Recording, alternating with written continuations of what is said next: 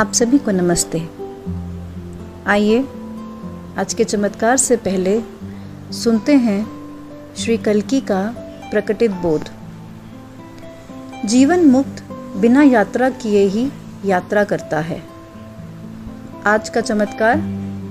धर्मपुरी से मैं पी कृष्ण कुमारी हूँ।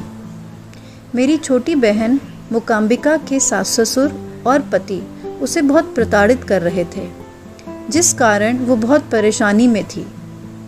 जब उसके धैर्य की सीमा पार हो गई तो वो आत्महत्या करना चाह रही थी।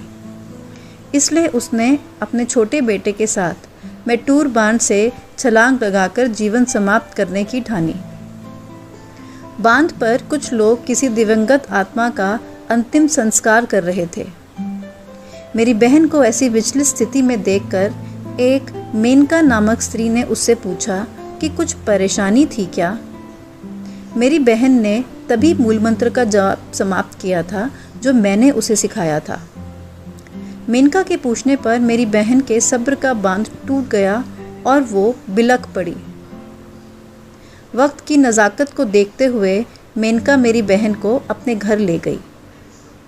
मेनका के घर में श्रीमूर्ति देखकर मेरी बहन हतप्रभ रह गई। इस डर से कि कहीं मेनका उसे वापस उसके ससुराल ना ले जाए, मेरी बहन ने अपना पता नहीं बताया। वो 21 दिन तक लापता रही। किसी अनिष्ट की आशा से हम लोग बिल्कुल टूट गए थे। मैं कल्कि से निरंतर प्रार्थना कर रही थी। नेमम में एक कल्कि आज्ञा के दौरान श्री अम्मा ने मुझे विश्वास दिलाया कि मेरी बहन और उसका बेटा दोनों सुरक्षित हैं और जल्दी ही लौट आएंगे। मुझसे पितृ शांति हवन में भाग लेने के लिए कहा गया, वो मैंने किया। अचानक मेरी बहन को ऐसा प्रतीत हुआ कि उसे वापस लौट जाना चाहिए, क्योंकि वो अपने परिवारजन से मिलना चाहती थी। हवन के 3 दिन बाद वो अपने बेटे के साथ घर लौट गई।